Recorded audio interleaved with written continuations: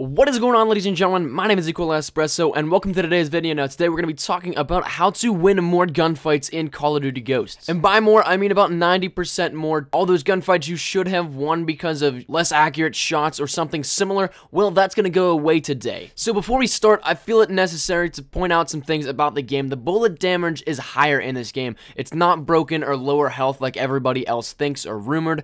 It warrants the need to be the first shot and an accurate shot. And this is easy to obtain with little knowledge and a little bit of expertise. So we're going to be covering two types of classes in order to win more gunfights, two that I feel cover the majority of Call of Duty players: a rushing style and a conservative style. First, I'm going to start out with my personal favorite, the rushing. It is SMG based mostly, like a K7, MTAR, and guns like that. It gives you a higher mobility and a higher rate of fire in certain circumstances, and close quarters thrive with SMGs. Silencers help, but they're not really needed. Now, the biggest thing I can tell you whenever you're rushing and trying to win more gunfights is you want to make sure you're moving. Agility, quick draw, and ready up, they all give you the upper hand in movement and the ability to get ready for a gunfight. Like I said earlier, you want to be the first shot and the most accurate shot, so that means being ready for these gunfights. There are a couple things that you want to do to increase your chances of winning these gunfights, mainly strafing when you shoot, jump shotting, slide, and drop shotting. These are actually very key. Strafe shotting is when you move back and forth and you're still shooting at the guy,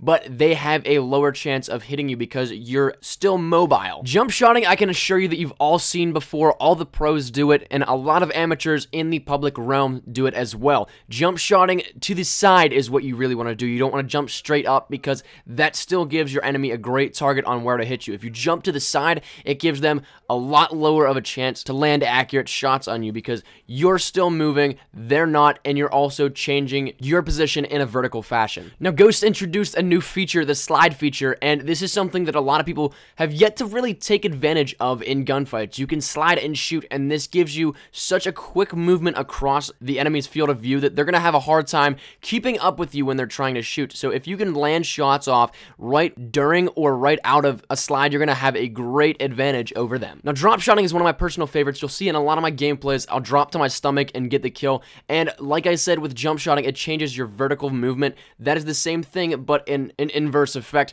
where you're going down lower and your enemy has even less of a target to shoot at. Drop shotting is something that is kind of hard to teach and also kind of hard to pick up, but with time and practice, it really becomes a lot easier. And there are some tools that you can use to help yourself get better at drop shotting. Main one being is to play on the tactical button layout if you haven't already. This is something that makes drop shotting very, very easy. And whereas the default stick layout would be the right joystick pressing down with knife, if you hold that in, it automatically goes down for you. It'd be the same thing as doing the sliding movement, but if you're not running, you'll be able to just drop straight to your stomach. And now a quick little summary on all of these little tips is the fact that they reduce your enemy's chance of an accurate shot drastically. I can guarantee you're going to win a lot of these gunfights simply because your enemy is not going to have an accurate shot and is going to have a harder time corralling you into their sights and getting the shots off accurately. Now, let's move on to the conservative type of playstyle. You want to be sure you're ready for these rushing types of players, and this is sometimes hard to do because they're so unpredictable, but there are two perks that I would love to recommend to you guys that can really help with this: Wiretap and Amplify.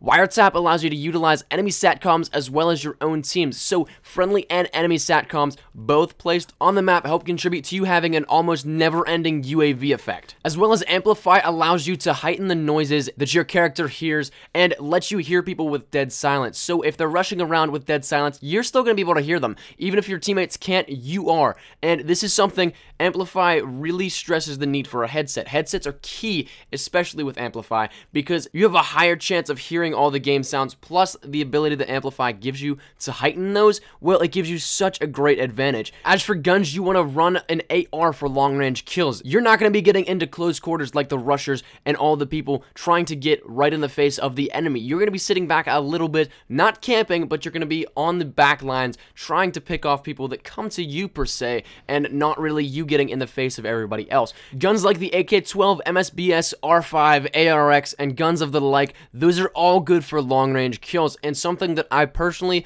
would like to tell you guys is use a foregrip to lessen the recoil. Infinity Ward actually makes guns have recoil, as per Treyarch.